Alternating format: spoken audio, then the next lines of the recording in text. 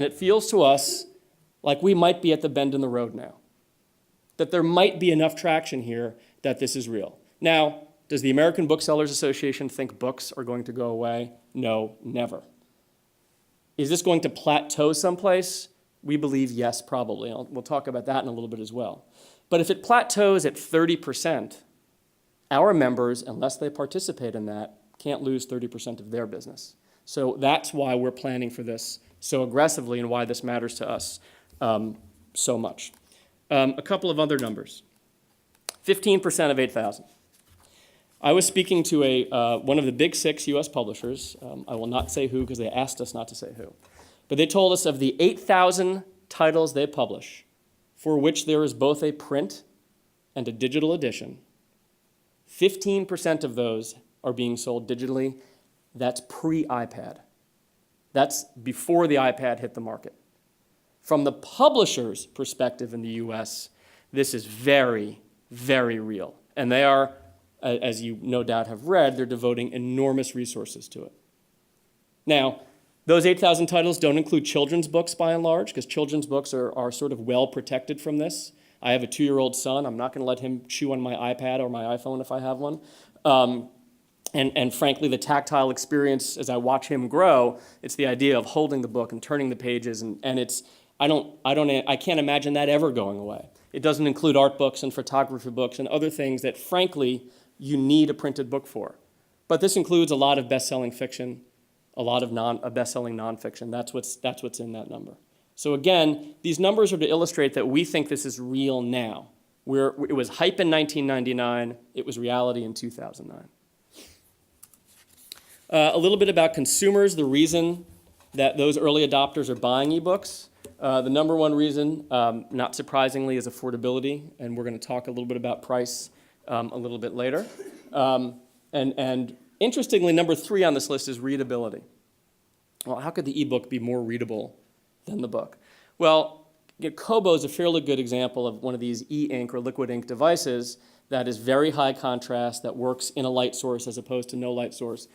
In the US, there are a lot of seniors who are buying these or getting them as presents from children because they can change the font size. It's a large print book on demand, is essentially what it is. So readability turns up on this list. When you ask consumers what they don't like about ebooks, is that they can't share them. And that continues to be an impediment to growth, although ebooks are growing between 100 and 200% month over month as we go forward. And I'm not meaning to depress you. We're going to come out with some good news at the end, I promise. Consumers favor multi-use devices, meaning they like this or the iPad better than the Kobo or the Kindle. In the long term, we have believed at our association that Kindle and Nook and Kobo are stepping stone devices, that ultimately it's the tablet or the smartphone. You know, my guess, this is just a personal thing, that someone will make something in between the size and weight of an iPad and the size and weight of an iPhone that will fit in a jacket pocket or a purse easily, and maybe that will be the device. Because this is lots of things to me. This is my camera. Thank you. It's my telephone. It's my contact list. It's many, many other things. And it also is a place I can carry a lot of books very lightly all at once. And this is a very recent study by the Boston Consulting Group that consumers are feeling that way too. This is good news for us, that consumers will purchase more if there are multiple retailers available, meaning they don't want this walled garden solution that in the US, Amazon has wrought with the Kindle. And what Amazon has tried to do with the Kindle is get consumers to buy the device from them and then be forced to buy all of the content from Amazon with no real option to buy content elsewhere, because unless you buy it from Amazon, you can't use it on your Kindle. Which brings us, it's a very good segue, to talking about the music industry. I don't know how many follow the World Cup, but I really felt for that English goalkeeper. I was rooting against him, but I really felt for him. The music industry has done, in the US certainly, everything wrong. Everything wrong. The story for the music industry in the US starts in 1999 with Napster. Everybody knows what Napster is? Okay. So Napster starts in 1999. By 2001, they have 26 million users. It was actually like about 18 months of explosive growth that people were sharing MP3 files for free on Napster. The music industry, not surprisingly, was caught unaware and freaked out. They absolutely were horrified. Labels and artists together reacted very, very strongly, and they sued. They sued and they shut Napster down. They won. They stopped Napster. But it was a Pyrrhic victory, because what the music industry focused on was the technology and not consumer behavior. They failed to recognize that their very customers wanted to download digital music. And if they had reacted differently with Napster, they could have perhaps changed things significantly. So what happens? Enter Apple. Apple launches the iPod in 2001, not long after Napster is shut down. This is not, by any stretch of the imagination, the first MP3 player on the market. MP3 players had been on the market for years. This was a victory of form over function. It was really cool, it worked really well, and they started selling a lot. But it did not become the dominant player on the market, really, until 2003. Who knows what happened in 2003? Correct, iTunes. Apple took it vertical. They took the most popular player and said that if you want to buy content for it, you're going to buy it on our iTunes website. Now, Apple told the music publishers, the music labels, they said, listen, we think we shouldn't encrypt these files. We should allow people to share them to really allow the growth of this format. Well, the music labels, still really horrified over the Napster experience, said, no, no, no, absolutely not. You really need to encrypt these files. And Apple did. And what happened is by 2006, iTunes iPod had 88% of the market. 88%, it's a monopoly, basically, that the publishers, the labels, the music labels, handed Apple because they insisted on digital rights management. And if you're not familiar with the term DRM, this means I take a file of content, a text, a PDF file of a book or an EPUB file, a movie file, an MP4 movie file or an MPEG-4 or an MP3 music file, and I put some kind of software around it that says this file cannot be opened other than by this person and or this device. So Apple created the Fair Play digital rights management.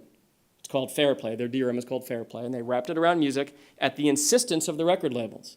So now you had the most popular device. You can only get content one place because it's DRM protected, and now Apple controlled distribution. The music labels ceded control of the distribution of their product completely to one retailer. It was a choke point. That retailer dictated the price. They said a song was worth 99 cents. What happened to the music industry? Well, as you can see, the chart on the left shows CD sales versus downloads. And you can see that in 2007, for the first time, digital downloads eclipsed CD sales by a lot. But if you look on the right, the darker gray bar is the revenue from digital downloads versus the lighter gray bar. It never made up for it, because the music labels couldn't charge the price they needed to support their industry the way it was. Now, you can argue that the music industry was kind of broken, that they spent too much money acquiring artists, spent too much on contracts, and you can say some of those things about the book industry as well. But at the end of the day, the labels never had a chance because they ceded control of distribution of their product to one retailer. What was the other effect? Retailers. Between 2003 and 2008, more than 2,700 retail locations for selling music shuttered in the US. More than 2,700 locations closed their doors. That's not just independents. Our largest chains, Sam Goody, gone. Tower Music, gone. Virgin Records, pretty much gone. There might be one or two locations left. And many, many independents. Interestingly, the independents are the ones left standing. There are still great independent record shops in the US, and they are the ones left standing. But it decimated the landscape in the music industry. So what can we learn from this? What do we learn when we compare what happened in music to what is happening now in the printed word? Well, first, I should pause and say there are some important differences between digital music and digital books. One, the experience of listening to digital music is identical to the experience of listening to a CD or even an LP. I put on my headphones, I close my eyes, and I hear the song. Maybe a very finely tuned ear can actually hear the compression, but for 99.99% of us, it is experientially identical. Not so with books. No one has yet developed an e-reader that feels like reading a book. It does feel different. So that's one difference. Another difference is in music, when you buy your iPod, you have a library at home, presumably, of CDs that you can instantly have access to. When you buy an e-reader, your library of books at home, you have no access to it on your e-reader. And unless someone figures that out, that's going to be the case. So you're having to start from scratch to build a new library. That's the second difference. And even with data encryption, even with Apple's Fair Play digital rights management, I could still buy digital songs and burn them to a CD and hand them to my friend. There is no opportunity to share ebooks. Barnes & Noble in the US has experimented with this a little bit, but not to any great success at this point. So what do we learn from it then? Well, the record labels have acknowledged, and this is very helpful to us, because in the US certainly, the major record labels are all owned by the same people who own the major book publishers. And what they have learned is the disappearance of those 2,700 retail locations was devastating. It was hundreds of thousands of square feet of their product being displayed, merchandised, marketed, talked about to hundreds of thousands of consumers every single day. They were showrooms for the music industry, and those showrooms went away, and it impacted sales. They are absolutely convinced of it. Publishers in the US are waking up to this fact, and we'll talk about some of what ABA is doing. They're understanding why it's important, very important, to preserve these showrooms.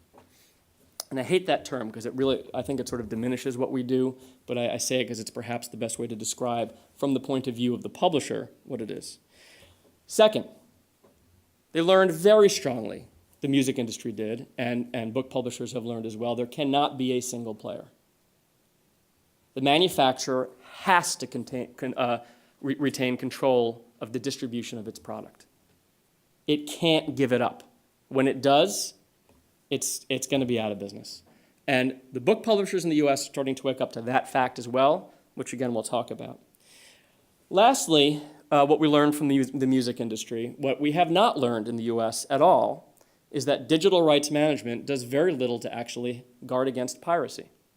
There are really two kinds of pirates today, not counting pirates on the open sea off the coast of Africa, but content pirates.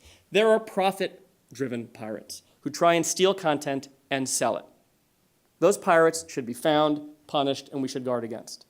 The other kind of pirate, the pirate who says, boy, I want to read this book on my iPhone or listen to this song on my iPod, and I can't find it anywhere, so you know what? I'm going to find a way to just get it, and they do. That pirate is a marketer. That pirate is serving as a marketer for the publisher because they would pay if they could. Witness Apple in 2003 launching iTunes. All those people who had been using Napster were willing to pay for the songs. They weren't people who were trying to necessarily game the system. They were people who wanted to get content in a certain way. It was a change in human behavior that went unrecognized by the music industry. In the book industry, we think it's going to be a while in the US before publishers relax DRM. We think it hurts us, and I should pause and say, you may or may not know this, the American Booksellers Association represents exclusively independent bookstores. We do not represent the chain bookstores. They're welcome to join us. They don't. It may have something to do with the fact that we sued them several years ago. I can't prove that.